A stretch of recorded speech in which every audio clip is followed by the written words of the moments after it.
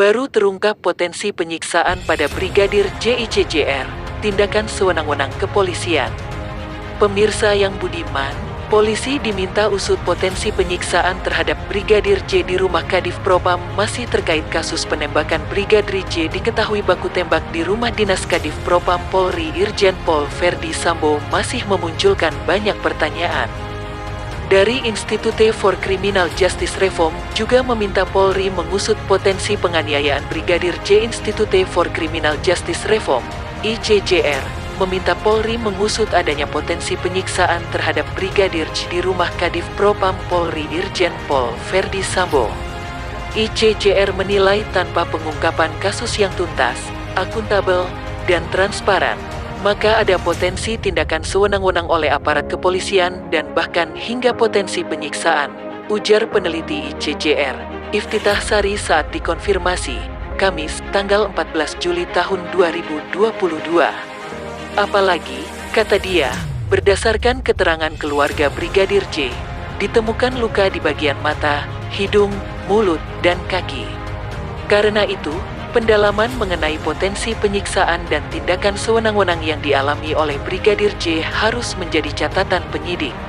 Informasi lain yang juga harus menjadi perhatian adalah keluarga korban sebelumnya bahkan sempat dilarang untuk melihat jenazah dan membuka pakaian jenazah, terang Iftitah.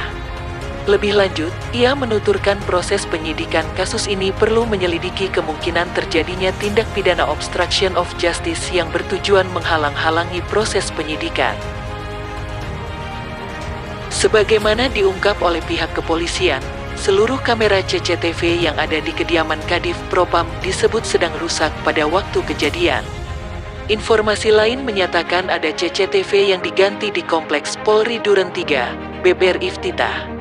Oleh karena waktunya yang pas dan bersinggungan ini, perlu ada penelusuran lebih lanjut terkait klaim kerusakan CCTV, untuk memastikan ada tidaknya potensi untuk sengaja menghilangkan bukti rekaman CCTV atas kejadian ini, sambungnya.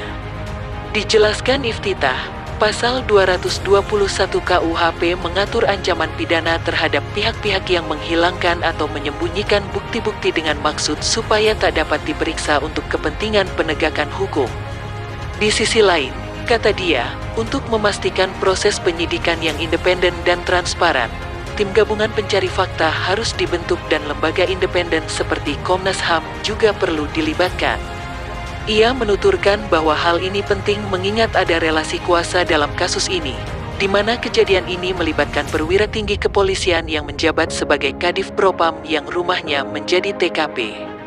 Indikasi bahwa pengusutan kasus ini akan sulit berjalan dengan transparan sudah mulai terlihat dari ketika pihak kepolisian baru mengungkap peristiwa ini ke publik pada Senin tanggal 11 Juli tahun 2022 ketika waktu kejadiannya sudah lewat 3 hari, jelasnya.